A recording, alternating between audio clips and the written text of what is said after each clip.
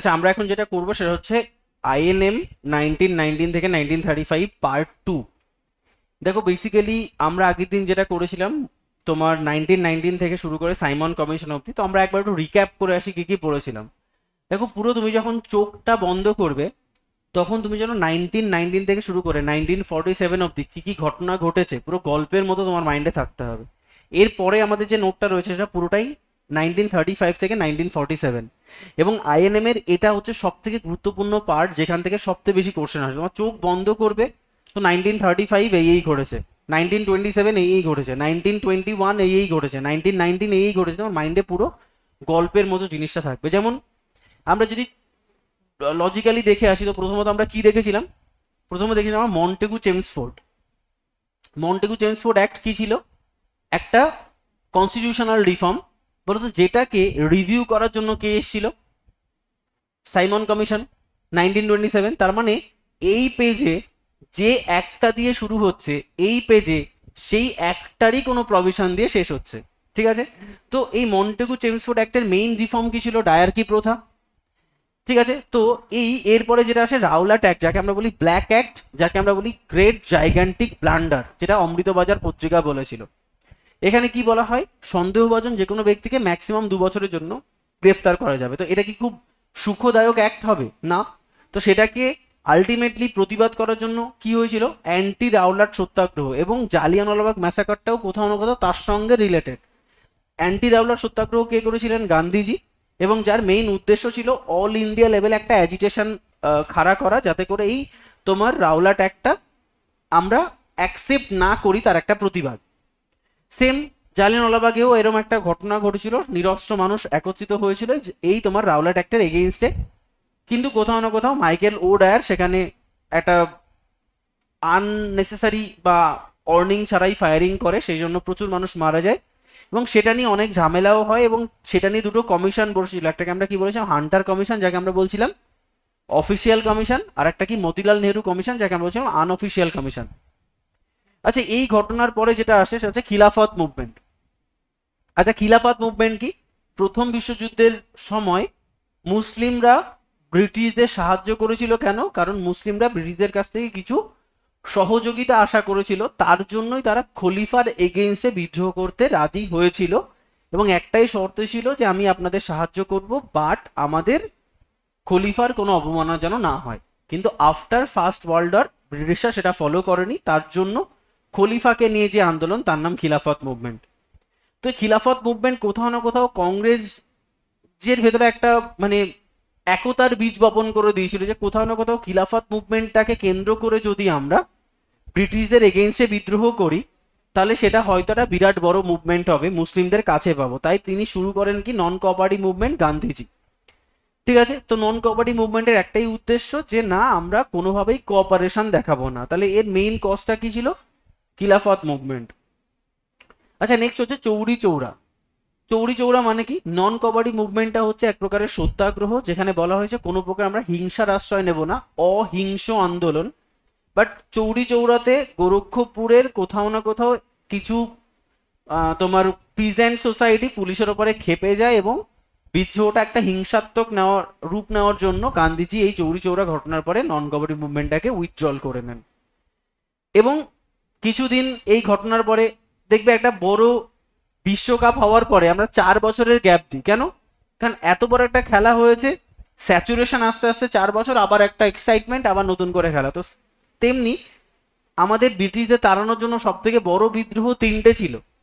তার ফার্স্ট সেটাই হচ্ছে নন কোঅপারেটিভ মুভমেন্ট, তারপরে আইন অমান্য আন্দোলন, সিভিল ডিসোবিডিয়েন্ট মুভমেন্ট, তারপরে কুইট ইন্ডিয়া মুভমেন্ট বা ভারত ছাড়ো আন্দোলন।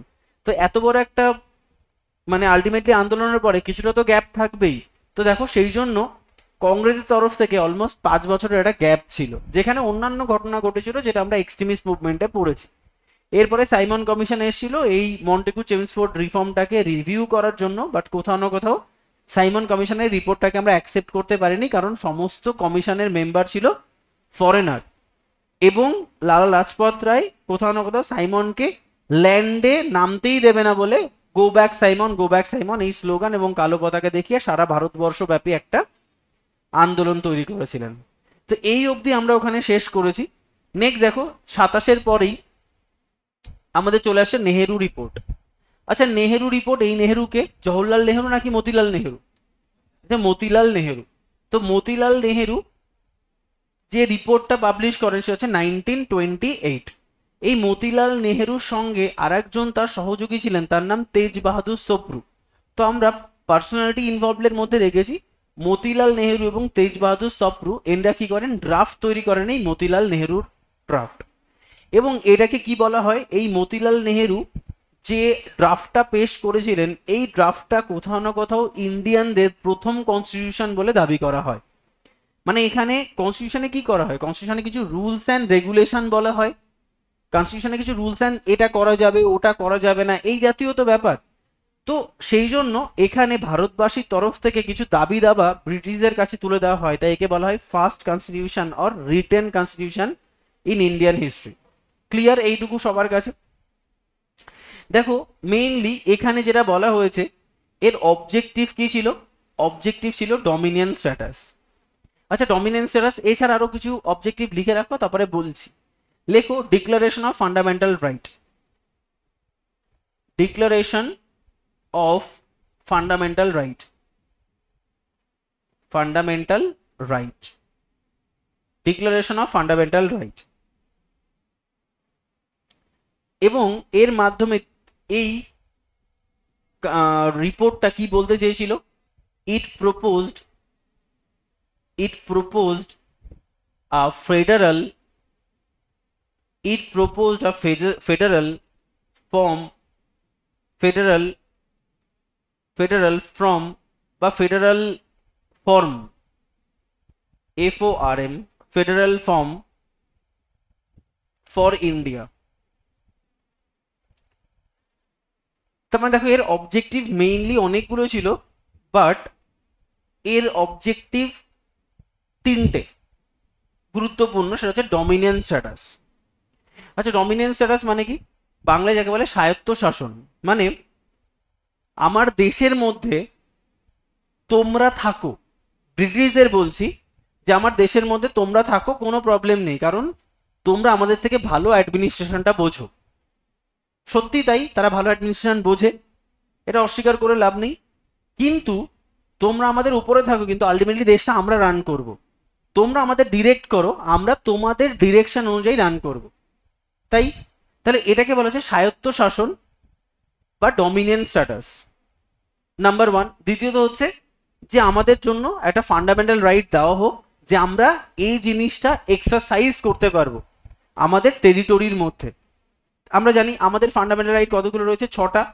তো তেমনি আমাদের ফান্ডামেন্টাল রাইট দেওয়া হোক যাতে করে কোনো ফরেনাররা আমাদের উপরে যেন কোনো রেস্ট্রিকশনস না চাপাতে পারে related to the fundamental rights.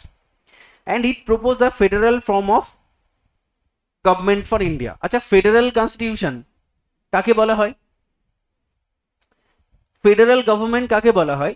Federal government মানে হচ্ছে যুক্তরাজ্য বলি না আমরা, যেখানে অনেকগুলো রাজ্য একত্রিত হয়ে একটা চুক্তির মাধ্যমে তোমার দেশ রান করবে। এখানে কি স্টেটেরও একটা কনস্টিটিউশন থাকবে এবং ওভারঅল দেশেরও একটা কনস্টিটিউশন থাকবে। মানে এই দেশের যে মানুষ তার উপরে দুটো কনস্টিটিউশনের অধিকার রয়েছে, ও পার্টিকুলার যে দেশের মানুষ সেই দেশের কনস্টিটিউশন, এবং আলটিমেটলি সবটা মিলেই আমরা ইউকে বলছি বা যুক্তরাষ্ট্র। তাহলে পুরো যুক্তরাষ্ট্রের জন্য একটা কনস্টিটিউশন থাকবে যেটা সবার উপরে থাকবে। কোথাও না কোথাও এটা এরকমটা লাগছে না আমাদের, যে আমাদের স্টেট এবং আমাদের অল ওভার দ্য ইন্ডিয়া। তার মানে তুমি এখানে কেন ফেডারেল ফর্ম, মানে ইন্ডিয়া এবং ব্রিটিশ কাইন্ড অফ যুক্তরাষ্ট্র, তুমি সেন্ট্রাল আবার আমি স্টেট, এরকম ব্যাপার। মানে আমি ইন্ডিয়া, আমি আমার দেশের উপরে ল তৈরি করতে পারবো, আর তোমরা আমাদের উপরে থাকবে, তোমরা আমার উপরে ল তৈরি করতে পারবে। মানে অনেকটা এরকম structure federal form of government. আর এটাকে বলা হয় ইউনিটারি ফর্ম অফ গভর্নমেন্ট। সেটা কি, যেখানে একটাই সত্তা থাকবে যেটা পুরো সিস্টেমকে রান করবে। একটাই সত্তা থাকবে বলতে আইদার, যেমন আমাদের দেশ বলো তো ইউনিটারি নাকি ফেডারেল? অনেকটা ইউনিটারি, অনেকটা ফেডারেল, তাই একে বলা হয় quasi federal form of constitution. সেটা আমরা পরে কনস্টিটিউশনে গিয়ে পড়বো। ইউনিটারি মানে হচ্ছে শুধুমাত্র একটা কনস্টিটিউশনেরই পাওয়ার থাকবে, দুটো কনস্টিটিউশন থাকবে না। তাহলে তিনটে জিনিস বলেছে, ফেডারেল ফর্ম, ফান্ডামেন্টাল রাইট আর ডমিনেন্স স্ট্যাটাস। আচ্ছা, কোথাও না কোথাও এই জিনিসটা মেনে নেয়নি কে? দুজন বিখ্যাত লিডার, তো তাদের নাম লিখে রাখো, জওহরলাল নেহেরু, JL নেহেরু এবং SC বোস। সুভাষচন্দ্র বোস এবং জওহরলাল নেহেরু কোথাও না কোথাও এই কনস্টিটিউশনের বিরোধিতা করেছেন কংগ্রেসের মধ্যে থেকে। কেন? তাদের দাবি ছিল একটাই, যে এত কিছুর পরে কেন ডমিনেন্ট স্ট্যাটাস? এত কিছুর পরে আমি চাই পূর্ণ স্বরাজ। এত কিছুর পরে কি চাই? পূর্ণ স্বরাজ। দেখো, সবকিছু লিঙ্ক করতে পারবে এই ঘটনাটার পর থেকে। তাহলে জওহরলাল নেহরু, সুভাষচন্দ্র বসু চাইছে না তোমরা আর আমাদের এখানে থেকো না, আমরা চাইছি কমপ্লিট ইন্ডিপেন্ডেন্স, পূর্ণ স্বরাজ, কোনো ডমিনেন্স স্ট্যাটাস নাই, তোমরা ভাগো এখান থেকে। তো দেখো, খুব লজিক্যালি চিন্তা ভাবনা করে দেখো যে এই নেহেরু রিপোর্টটা পুরো সুভাষচন্দ্র বোস এবং জওহরলাল নেহেরুর অ্যান্টি না? কারণ নেহেরু রিপোর্ট বলছে তোমরা থাকো, সুভাষচন্দ্র বোস, JL নেহেরু বলছে না তোমরা থেকো না। কেন? কারণ আমরা চাইছি পূর্ণ স্বরাজ। এবার যাতে করে ব্রিটিশরা নেহেরু রিপোর্ট অ্যাকসেপ্ট না করে ফেলে, তার জন্য ওরাও একটা প্ল্যানিং করছে, আবার ব্রিটিশরা সুযোগ পেয়েও একটা প্ল্যানিং করছে। ব্রিটিশরা কি চাইবে? Dominant status. তাহলেও চলবে, আমাদের তাড়ি দেওয়া তো দূরের কথা, আমরা যদি থাকতে পারি তো আমরা রুল করতে পারবো। যেই মুহূর্তে নেহেরু রিপোর্ট পাবলিশ হয়েছে সেই মুহূর্তে ব্রিটিশরা সুভাষচন্দ্র বসুর এবং জওহরলাল নেহরুর বিরোধিতা করার আগেই দীপাবলি ডিক্লারেশন দিয়ে দিয়েছে। কি এরা বলছে? লর্ড আরউইন বলছে যে আমরা অ্যাকসেপ্ট করে নিলাম তোমার ডমিনেন্ট স্ট্যাটাস। দেখো জিনিসটা জমছে কেমন, বলছে আমরা অ্যাকসেপ্ট করে নিয়েছি, কোনো প্রবলেম নেই, কিন্তু this is a false declaration. কেন? ভারতবর্ষের মানুষকে ঠান্ডা করার জন্য। আদৌ অ্যাকসেপ্টেন্স মানে কি? সেই অ্যাকর্ডিংলি ফরমেশন করা, কোনো ফরমেশন নাই, জাস্ট আমরা অ্যাকসেপ্ট করে নিলাম, সুযোগ পেয়ে গেছি। তো এ false declaration of dominance status করা হয়েছে দীপাবলি ডিক্লারেশনে। এবং বলছে যে তোমরা আসো, তোমাদের কি দাবি, আমরা একটা রাউন্ড টেবিল কনফারেন্স করি। তাই যে চলো তোমরা কি কি দাবি করছো, ডমিনেন্স স্ট্যাটাস মানে কি বোঝাতে চাইছো, সেগুলো নিয়ে ব্যাখ্যা করা যাক। তাহলে এ proposal of round table conference in London, তাহলে লন্ডনে আমরা ডাকলাম, এবং এটাকে আমরা কি বলছি? Irwin offer. কেন?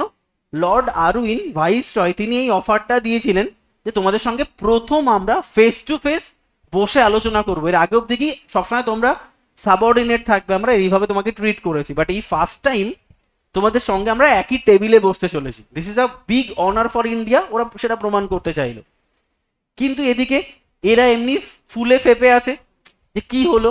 সঙ্গে সঙ্গে দেখো কংগ্রেস পড়েছিল লাহোর সেশন। কেন হঠাৎ করে লাহোর সেশনের আয়োজন করা হলো? দেখো দেরি না করেই ওরা কংগ্রেসের লাহোর সেশন ডেকে দিল যে কিছু একটা গন্ডগোল হয়েছে, তাড়াতাড়ি চলো। এই লাহোর সেশনে মেইন উদ্দেশ্য কি? পূর্ণ স্বরাজ। যেমন দেখো জওহরলাল নেহেরু প্রেসাইড করলো কংগ্রেসের এই সেশনটা, তাকে আমরা লাহোর সেশন বলছি। দেখো বলছে রাউন্ড টেবিল কনফারেন্সকে বয়কট করা হলো, যে না আমরা কোনো প্রকার সমঝোতাতে যাবোই না, তোমরা ভাগো এখান থেকে। Purna Swaraj was the main aim for Congress, no dominant status. মানে এনরা নিজেদের মতো রিপোর্ট পাবলিশ করেছে কোনো প্রকার আলোচনা ছাড়াই। তো ইনি বলছেন যে না আমরা চাই পূর্ণ স্বরাজ, কোনো প্রকার ডমিনেন্ট স্ট্যাটাস আমরা মানি না। এবং শুধু মানি না, আমরা 26শে জানুয়ারি 1930-তে তোমার 1929-এ বসে যে বৈঠক করছে সেখানে বলছে যে আমরা নেক্সট বছর 26শে জানুয়ারিতে আমরা ইন্ডিপেন্ডেন্স ডে পালন করবো, এবং যতদিন না অবধি আমার দেশ স্বাধীন হচ্ছে ততদিন না অবধি আমরা কিন্তু এই দিনটাকে ইন্ডিপেন্ডেন্স ডে বলে ঘোষণা করব। এবং এই সেশনে জওহরলাল নেহরু কি বলেছিলেন? আই এম এ সোশ্যালিস্ট, আমি একজন সমাজবাদী নেতা। ঠিক আছে, আরো কিছু পয়েন্ট রয়েছে, একটু লিখে নিতে হবে। লেখো যে অনেক ছোট ছোট করে লিখতে হবে, অনেকটা কিছু লিখতে হবে, বা উপরে নিচে তোমরা যেখানে খুশি লিখতে পারো। লেখো পূর্ণ স্বরাজ রেজলিউশন। পূর্ণ স্বরাজ, PURNA, পূর্ণ স্বরাজ রেজলিউশন। অনেকটা কিন্তু Purna Swaraj resolution was drafted by JL Nehru. মানে JL নেহেরু তাহলে পূর্ণ স্বরাজ রেজলিউশনের ড্রাফট তৈরি করেছিলেন। ঠিক আছে, and and it was passed and it was passed and it was passed in December 1929 in Lahore session. In Lahore session. তাহলে লাহোর সেশনে এটা পাস হলো। in January, in 26 January বা Jan 26, in January 26 1930, in January 26 1930 a plead, PLEDGE, plead মানে মামলা করা, a plead of Indian independence, a plead of Indian independence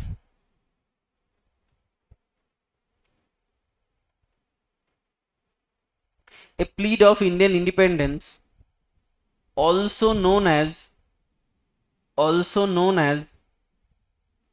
Declaration of Independence, also known as Declaration, DECLARATION, Declaration of Independence, Declaration of Independence was taken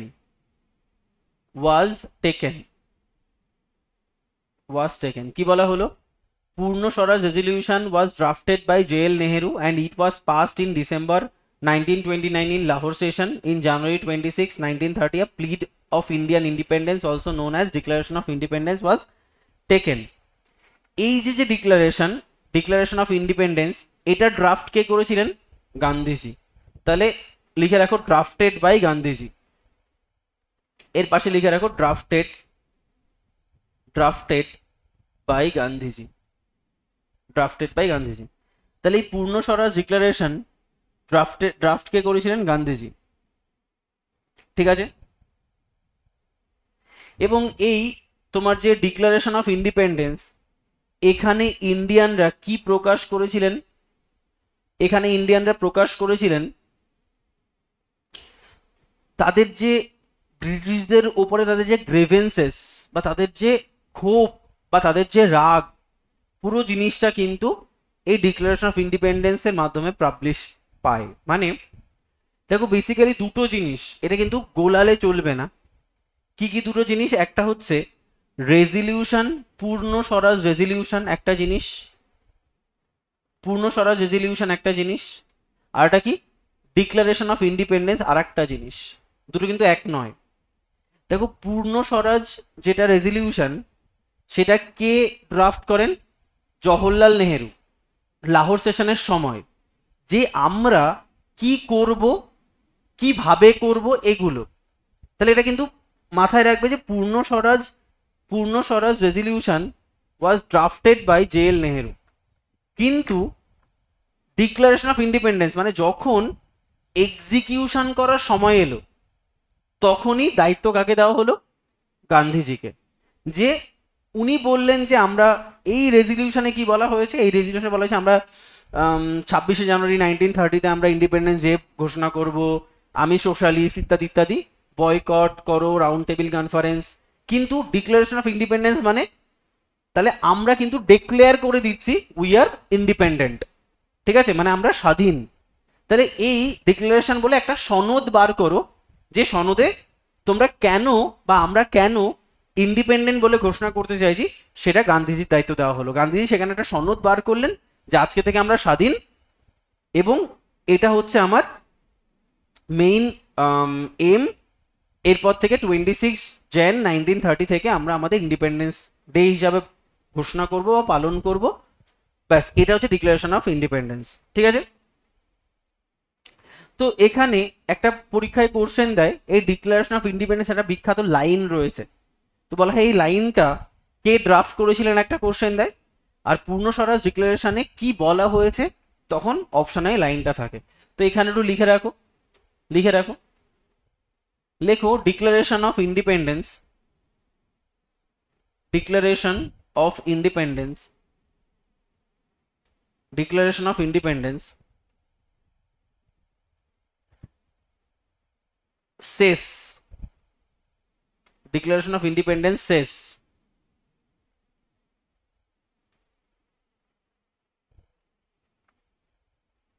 we hold it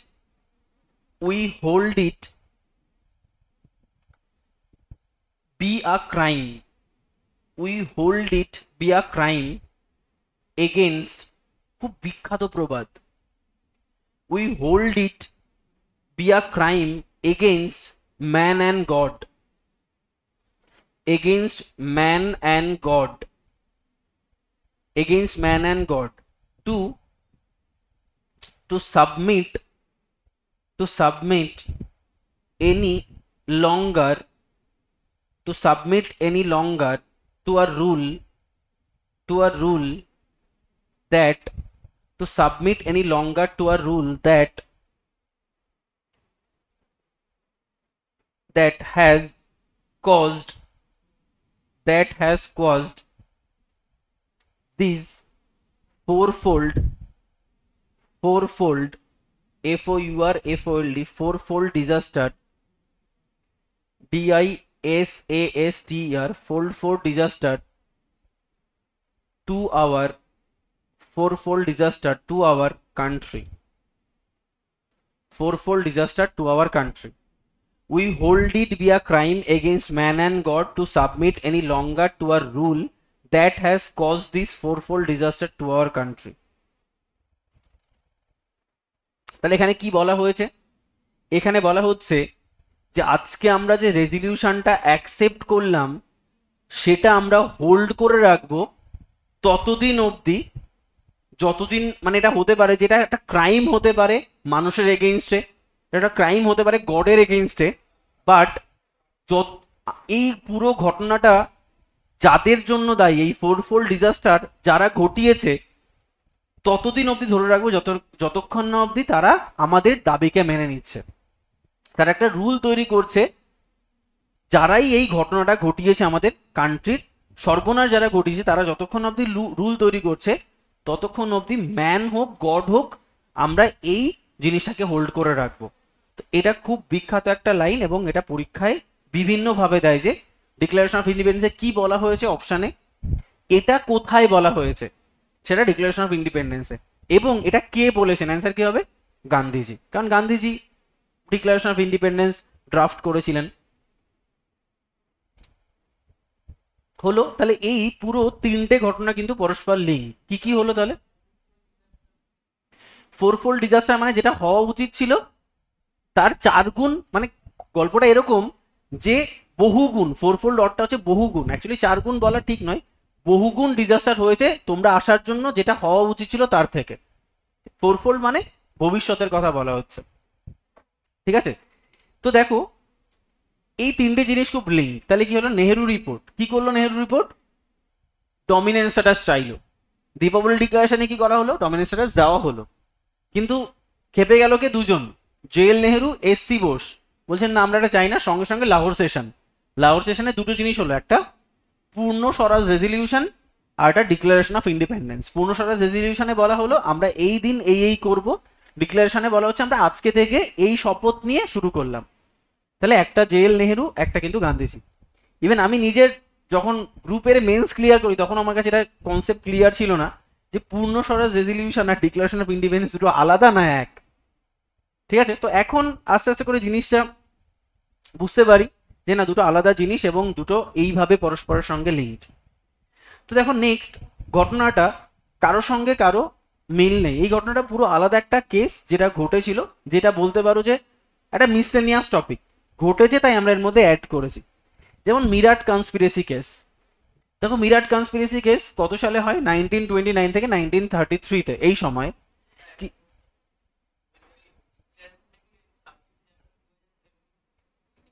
ওই দিনেই বলেছিল। আচ্ছা next দেখো, next হচ্ছে Meerut conspiracy কেসে কিছু Indian leader ছিল যাকে বলা হয় এস.এ. দাঙ্গে, মুজাফফর আহমেদ এবং সোহান সিং। এরা বিখ্যাত কিছু ইন্ডিয়ান লিডার ছিলেন এবং কিছু ব্রিটিশ লিডারও ছিলেন। একটু লিখে রাখো, British leader, BRITISH, British leader. British leaders কে ছিলেন? Philip Spratt, PHILIPS, Philips Spratt, SPART, T, Philip Spratt, Benjamin Bradley, BANGAMIN, Bradley, BRATLY। তাহলে এরা কিন্তু তোমার মিরাট কনস্পিরেসি কেসের সঙ্গে যুক্ত ছিল, মানে ব্রিটিশ যারা ভালো। টোটাল কতজন ছিল? 27 জন। টোটাল 27 জন কমিউনিস্ট লিডার কি এই কনস্পিরেসি কেসের সঙ্গে যুক্ত ছিল। মিরাট কনস্পিরেসি কেস, তো তোমাকে পরীক্ষায় কোশ্চেন দেবে টোটাল কতগুলো কেস। টোটাল 27 জনের এগেইনস্টে এই কেসটা হয়েছিল। মিরাটে একটা কনস্পিরেসি হয় ব্রিটিশদের এগেইনস্টে, কারণ কমিউনিস্ট লিডার তৈরি হয়ে গেছে। আমরা গান্ধীজির টাইম ফ্রেমে যখন পড়েছিলাম তখন আমরা দেখেছি যে কমিউনিস্ট পার্টি তৈরি হয়ে গেছে, যারা পুরো কংগ্রেস থেকে স্বতন্ত্র একটা পার্টি। তো এই 27 জন কমিউনিস্ট লিডার কি ছিল? ব্রিটিশদের এগেইনস্টে একটা কনস্পিরেসি করেছিল। তো সেই জন্য 27 জনকে কি করা হয়? আলটিমেটলি একটা কেসে ফাঁসিয়ে দেওয়া হয়। তো আলটিমেটলি এই 27 জনকে বাঁচানোর দায়িত্ব কার? চলো সেটা লিখে রাখো। তো এই 27 জনকে কারা ডিফেন্ড করেছিলেন? লেখো, in this case 27 accused, in this case 27 accused persons were defended by J.L. Nehru। Nehru এই 27 জনকে ডিফেন্ড করেছিলেন। And K.N. কুজ্জু, KUTJU, J.L. Nehru and K.N. কুজ্জু। WBCS মেন্সে কি জানো দিয়েছে? জেএল নেহেরু দেয়নি, অপশনে কুজ্জু দিয়ে দিয়েছে। সবাই জেএল নেহেরু খুঁজছে, হলো না। তো আলটিমেটলি KN কুজ্জু এবং জেএল নেহেরু এই দুজন কিন্তু এই 27 জনকে ডিফেন্ড করেছিলেন। তাহলে দেখো ঘটনাগুলো পুরো যেন তোমার মাইন্ডে পুরো ক্রিস্টাল ক্লিয়ার থাকে। নেক্সট চলে যাচ্ছে আমরা সিভিল ডিসওবিডিয়েন্ট মুভমেন্ট। আচ্ছা, সিভিল ডিসওবিডিয়েন্ট মুভমেন্ট মানে কি? এবার আমরা চলে যাচ্ছি আইন অমান্য আন্দোলন। কোথাও না কোথাও দেখো আইন অমান্য আন্দোলন কেন করা হচ্ছে? আইন অমান্য আন্দোলন করার একটাই কারণ যে আমরা 26 জানুয়ারি 1930-তে যখনই ইন্ডিপেন্ডেন্স ডে বলে ঘোষণা করলাম, ব্রিটিশরা কি বসে থাকবে? না। তো ব্রিটিশরা আরো বেশি ল তৈরি করে আমাদের সাবমিট করার চেষ্টা করছে, ঠিক আছে? তো তখন আমরা বা গান্ধীজি বলল যে না, তাহলে আমরাও পাওয়ারফুল, সেটা একবার দেখানো উচিত। বিভিন্ন ল বানিয়ে আমাদের ইন্ডাস্ট্রিকে ক্ষতি করার চেষ্টা করছে, বিভিন্ন ল বানিয়ে আমাদের ব্যবসা বাণিজ্যের ক্ষতি করার চেষ্টা করছে। তো সেই লগুলোকে ভাঙতে হবে, আইন অমান্য আন্দোলন। তো দেখো আইন অমান্য আন্দোলনের মেইনলি দুটো ফেজ ছিল। তো ফার্স্ট ফেজটাই সবচেয়ে বেশি পপুলার, তাকে বলা হয় সিভিল ডিসওবিডিয়েন্ট মুভমেন্ট ফার্স্ট ফেজ। আচ্ছা দেখো, এই যে সিভিল ডিসওবিডিয়েন্ট মুভমেন্টটা যে হলো, এখানে কি কি রয়েছে দেখো। সিভিল ডিসওবিডিয়েন্ট মুভমেন্ট মানে ঘটা করে আইন ভাঙতে হয় না, সেই ঘটা করে আইন ভাঙা হচ্ছে। কিভাবে, কবে? দেখো এখানে দেখো মেইনলি কেন এই সিভিল ডিসওবিডিয়েন্ট মুভমেন্টের সূত্রপাত হলো সেটা আগে জেনে নাও। গান্ধীজি তোমার আরউইনের কাছে 11 পয়েন্ট আলটিমেটাম তুলে ধরেছিলেন, 11 দফা দাবি তুলে ধরেছিলেন। তো এই 11 দফা দাবি মানে 11 দফা মানে হচ্ছে 11টা প্রস্তাব, যে দেখুন এখন আমাদের এই দিতে হবে। আরউইন সেটাকে অ্যাকসেপ্ট করেনি। তো গান্ধীজি রেগে গিয়ে বলছে চলো আইন অমান্য আন্দোলন করব, আমরা তাহলে কেন এত আইন মেনে চলবো। তো এটা হচ্ছে সূত্রপাত আইন অমান্য আন্দোলনের। তো কিভাবে শুরু হলো? গান্ধীজি এই যে CDM মানে সিভিল ডিসওবিডিয়েন্ট মুভমেন্ট, এটা স্টার্ট হয়েছিল ডান্ডি মার্চ থেকে। মানে আলটিমেটলি ডান্ডি মার্চে গিয়ে ডান্ডির উদ্দেশ্যে যে মার্চটা শুরু হয় সেটাকে ডান্ডি মার্চ বলা হয়, এবং এটা মার্চ মাসে হয়েছিল তাই একে মার্চ বলা হয়। কবে শুরু হয়েছিল? 12 মার্চ টু 5 এপ্রিল, মানে 12 মার্চ থেকে 5 এপ্রিল এতটা টাইম লেগেছিল সবরমতী আশ্রম থেকে শুরু করে ডান্ডি উপকূলে পৌঁছাতে। ডান্ডি কোথায়? গুজরাটে। তার মানে আলটিমেটলি সবরমতী আশ্রম থেকে জার্নি শুরু করে কতজনকে নিয়ে? 78 জন ফলোয়ারকে নিয়ে, খালি গায়ে খালি পায়ে লাঠি হাতে ছুটেছে। তাহলে ভাবো পেছনে কজন ছুটেছে? 78 জন।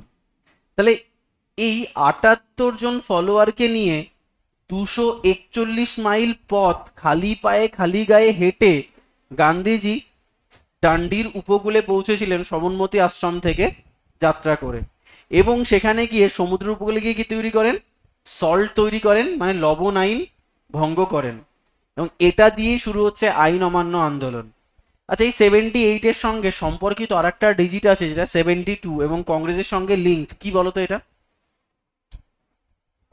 হুম, ভেরি গুড। মেম্বার, কিসের মেম্বার?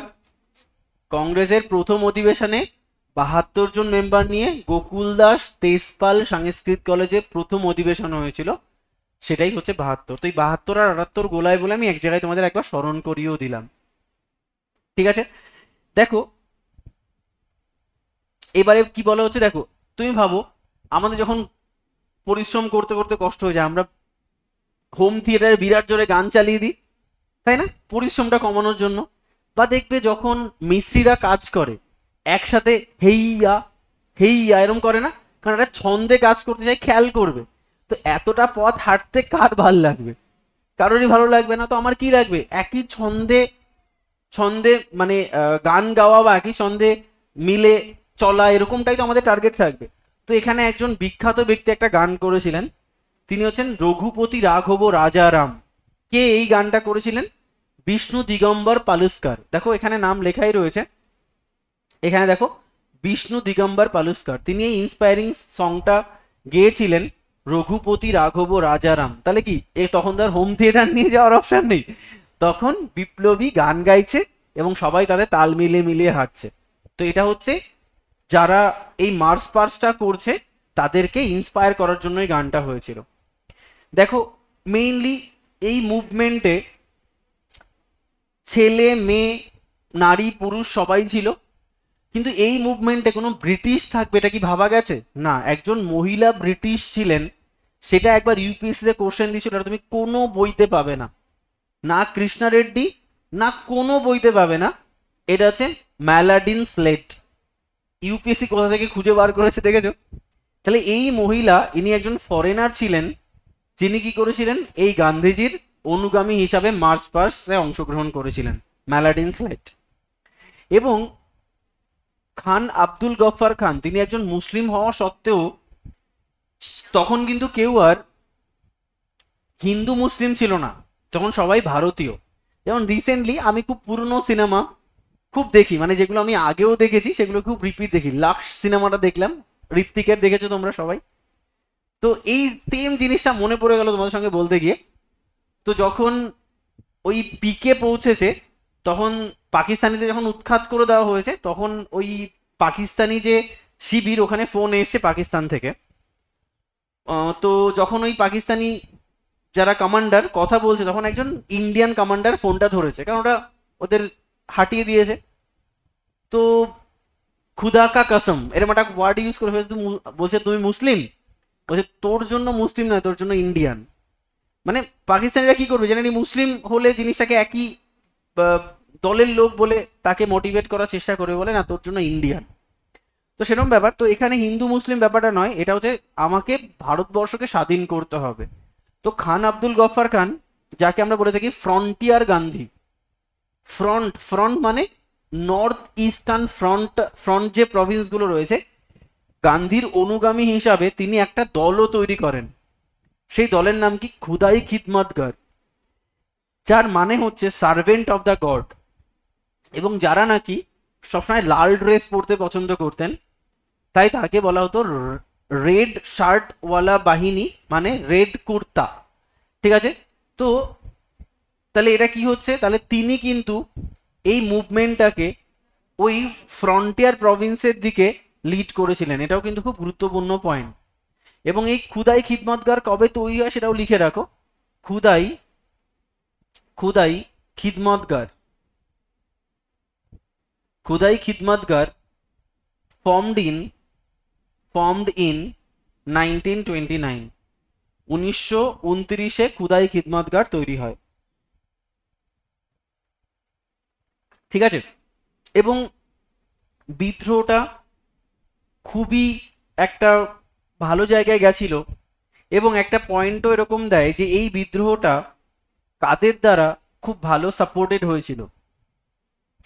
কারণ দেখো বিজনেসটাই তো না, ল মানেই প্রবলেম কাদের করে, বিজনেস। তুমি ভাবো করোনার জন্য লকডাউন, ক্ষতি কার হয়েছে? যারা চাকরি করে তাদের, না যারা বিজনেস করে তাদের? বিজনেস। তাহলে এই ঘটনাটায় সবচেয়ে বেশি সাপোর্ট কারা কারা দেবে? বিজনেসম্যান। তো লিখে রাখো যে the movement received the movement received a massive business support, business support. তাহলে বিজনেস সাপোর্ট পেয়েছিল এবং আলটিমেটলি এই মুভমেন্টটা সেপ্টেম্বর 1930-র কাছাকাছি টাইম ফ্রেমে মানে এর প্রায়োরিটিটা অনেকটা কমে যায়। তো সেটাও লিখে রাখো, কবে থেকে ডিক্লাইন ফেজ শুরু হয়। লেখো from September September 1930 onward, from September 1930 onward, the movement began to decline. The movement began to decline. Clear? এটাকে আমরা বলছি first phase of civil disobedient movement. কেন ফার্স্ট ফেজ বলা হয়েছে? ডেফিনেটলি ব্রিটিশদের একটা ইন্টারফারেন্স ছিল যে কেন আপনারা এরকম করছেন, চলুন না আমরা একটা আলোচনায় বসি, তাই না? দেখো লজিক্যালি চিন্তা ভাবনা করো, চলুন না একটা আলোচনায় বসি। তো আলটিমেটলি বলা হয়েছে আপনারা সিভিল ডিসোবিডিয়েন্ট মুভমেন্ট বন্ধ করুন, আমরা আপনার সঙ্গে আলোচনা করতে চাই। সেই জন্য ফার্স্ট রাউন্ড টেবিল কনফারেন্সের আয়োজন করা হলো। টোটাল কতগুলো আরটিসি করা হয়? টোটাল 3টে রাউন্ড টেবিল কনফারেন্স করা হয়। First round table conference, second round table conference and third round table conference. তো এটা একটু দেখে নাও, 1930 থেকে 1931, এটা 1931 থেকে 1932 বা শুধু 1931 করলেও কিছু ভুল হবে না, ঠিক আছে? তো 1931 থেকে 1932 বা শুধু 1931 দুটোই চলবে। এবং লাস্ট যেটা 1932-তে হয়, ঠিক আছে? আর যদি তুমি রাউন্ড ফিগার দেখো তাহলে এটা 1930, এটা 1931 আর এটা 1932, এটা হচ্ছে রাউন্ড ফিগার। আর যদি রেঞ্জ দেখো 1930 থেকে 1931, 1931 থেকে 1932 আর 1932। দেখো তাহলে ফার্স্ট রাউন্ড টেবিল কনফারেন্সে কি বলা হয়েছে? দেখো ফার্স্ট রাউন্ড টেবিল কনফারেন্সে বলা হয়েছে, দেখো রামসে ম্যাকডোনাল্ড তিনি ছিলেন ব্রিটিশ প্রাইম মিনিস্টার, তিনি মেইনলি ফার্স্ট রাউন্ড টেবিল কনফারেন্সের আয়োজন করেন। এবং দেখো এখানে কতগুলো লিডার অংশগ্রহণ করেছিলেন। মুসলিম লিডার কে অংশগ্রহণ করেন? দেখো মোহাম্মদ আলী, আগা খান, ফজলুল হক এবং জিন্না। তা দেখো বড় বড় দিগ্গজ মুসলিম লিডার যারা, তারা সবাই কিন্তু ফার্স্ট রাউন্ড টেবিল কনফারেন্সে অংশগ্রহণ করেছিলেন। কেন কেন কি উদ্দেশ্যে অংশগ্রহণ করেছিলেন? তারা সুযোগ সুবিধা পাওয়ার জন্য। একজনও কংগ্রেস লিডার আছে? নেই, মানে কংগ্রেসটা ফার্স্ট রাউন্ড টেবিল কনফারেন্সে অংশগ্রহণ করেননি। হিন্দু মহাসভা, দেখো মঞ্জে এবং জয়কর, হিন্দু মহাসভার তরফ থেকে একটা পার্টি, সেই পার্টির মঞ্জে এবং জয়কর এনরা অংশগ্রহণ করেন। লিবারালসদের মধ্য থেকে সপ্রু, তেজ বাহাদুর সপ্রু, চিন্তামণি, শ্রীনিবাস শাস্ত্রী এনরা অংশগ্রহণ করেন লিবারালসদের তরফ থেকে। প্রিন্স, দেখো আকবর হায়দারি বা হায়দ্রাবাদের যে প্রিন্স, বা মিরাজ ইসলাম মাইশরের যে প্রিন্স, এনরা অংশগ্রহণ করেছিলেন ফার্স্ট রাউন্ড টেবিল কনফারেন্সে। একজন কংগ্রেস লিডারকেও দেখলে না, তার মানে ফার্স্ট রাউন্ড টেবিল কনফারেন্সে কংগ্রেস লিডার অংশগ্রহণ করেননি, ঠিক? আচ্ছা দেখো first ever conference between British এবং ইন্ডিয়া, মানে এটা হচ্ছে প্রথম কনফারেন্স যেখানে মুখোমুখি একই টেবিলে বসে ইন্ডিয়া এবং ব্রিটিশদের মধ্যে আলোচনা। দেখো এই হিন্দু মহাসভা কে তৈরি করেন? মদন মোহন মালব্য। কত সালে? 1915, তোমাদের আগে লেখানো ছিল 1915 হিন্দু মহাসভা তৈরি হয়। এবং দেখবে এই লিবারালস যাদের, এদের একটা বিখ্যাত জার্নাল আছে, একটু লিখে রাখো তো, জার্নাল অফ লিবারালস, যাকে বলা হচ্ছে দ্য লিডার, বা একে বলতে পারো মাউথ পিচ অফ লিবারালস, যাদের বলা হয় দ্য লিডার্স। আচ্ছা এমন একজন ব্যক্তি আছেন, একজন নয় দুজন ব্যক্তি আছেন যিনি সবকটা রাউন্ড টেবিলে অংশগ্রহণ করেছিলেন? কে? Doctor B R Ambedkar. তো লিখে রাখো, doctor B R Ambedkar, doctor B R Ambedkar and আরেকজনকে তেজ বাহাদুর সপ্রু, তেজ বাহাদুর, তেজ বাহাদুর সপ্রু, তেজ বাহাদুর Sapru attended all the conference, all the conference from, বা all the conference লেখো, আর from দরকার নেই, all the conference of round table, round table। তাহলে তোমার যদি বলে কোন দুজন সবকটা মানে first second third round table কনফারেন্সে অংশগ্রহণ করেছিলেন?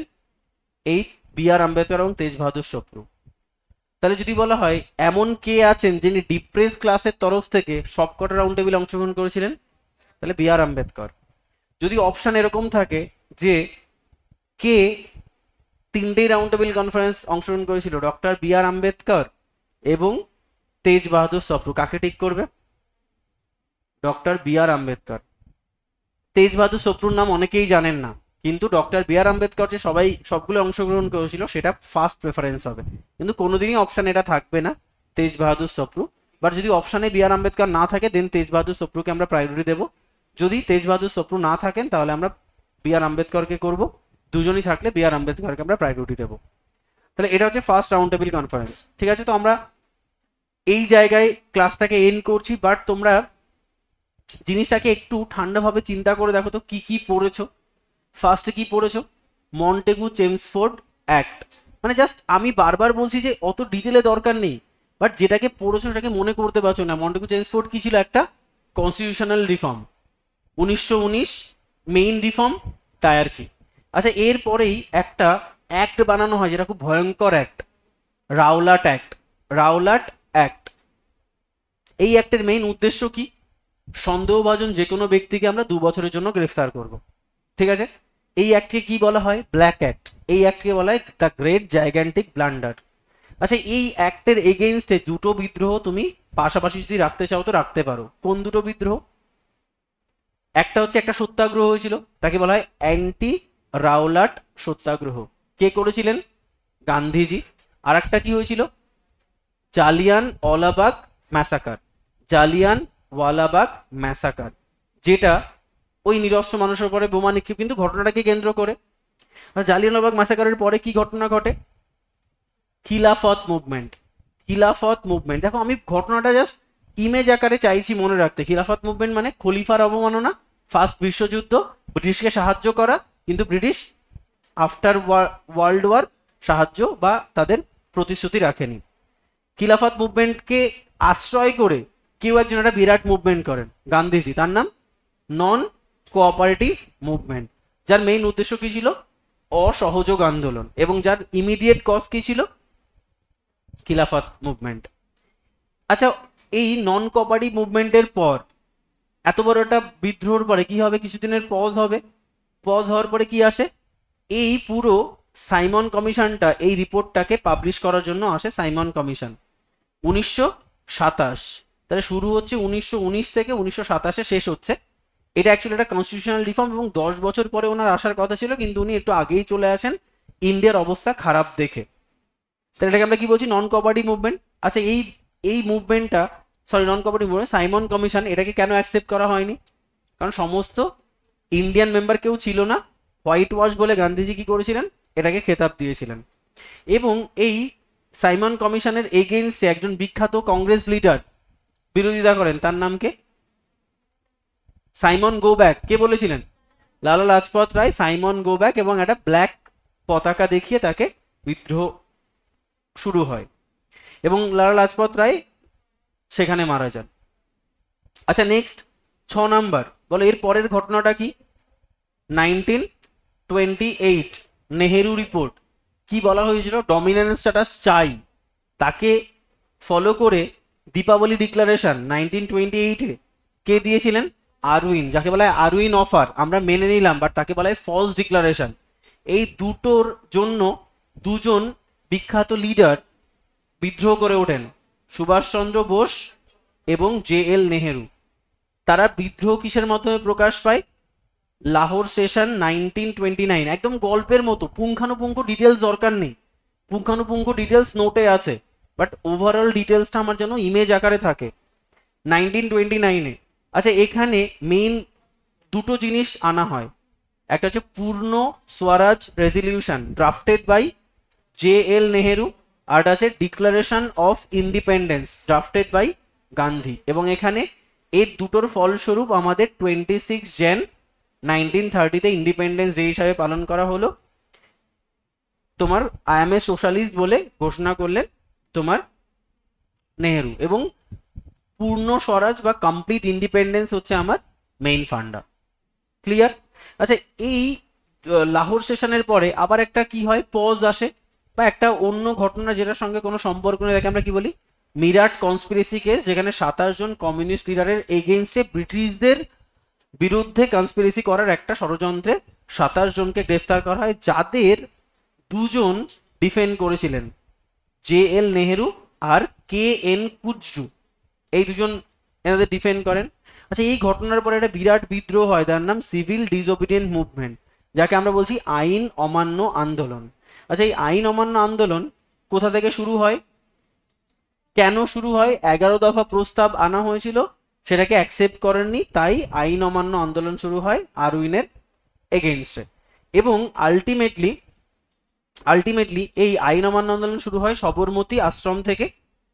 কত দূর অবধি? ডান্ডি। কত কিলোমিটার?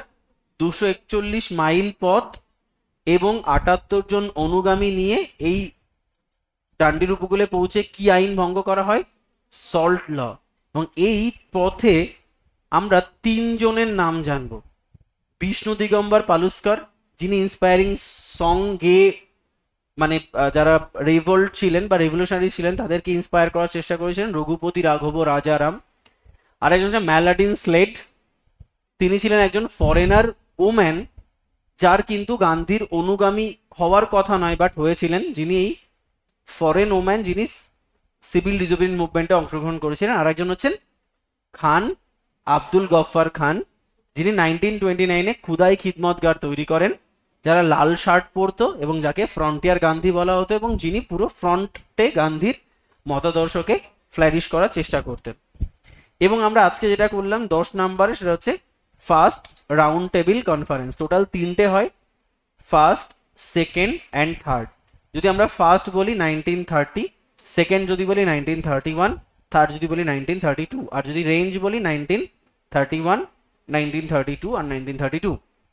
আচ্ছা ফার্স্ট রাউন্ড টেবিল কনফারেন্সে অনেকেই অংশগ্রহণ করেন, কিন্তু এখানে কোশ্চেন দুটো আসে। ফার্স্ট রাউন্ড টেবিল কনফারেন্সে কারা অংশগ্রহণ করেননি? কংগ্রেস কোনো অংশগ্রহণ করেনি। আর কারা সবকটা সেশনে অংশগ্রহণ করেন? ডক্টর BR আম্বেদকর এবং তেজ বাহাদুর সপ্রু। এই তো জাস্ট গল্পের মতো। দেখবে যেদিন আমরা 1947 কমপ্লিট করব, সেদিন আমরা পুরো গল্পটা, কত বড় ইনফরমেশনকে দেখবে, একদম আমি বলছি মাইনিউট অ্যান্ড স্পেসিফিক ইনফরমেশন দরকার নেই, জাস্ট চোখ বন্ধ করবে, যেন মাইন্ডে একদম একটার পর একটা ইনফরমেশন মাইন্ডে থেকে যায়, তাতেই অনেক কিছু হয়ে যাবে। ঠিক আছে? তো যাই হোক, এটা আমাদের মোটামুটি আজকের টপিক। আমরা নেক্সট দিন যেটা পড়বো সেটা হচ্ছে দিল্লি প্যাক্ট বা গান্ধী আরউইন প্যাক্ট, সেখান থেকে আমরা শুরু করব। ঠিক আছে?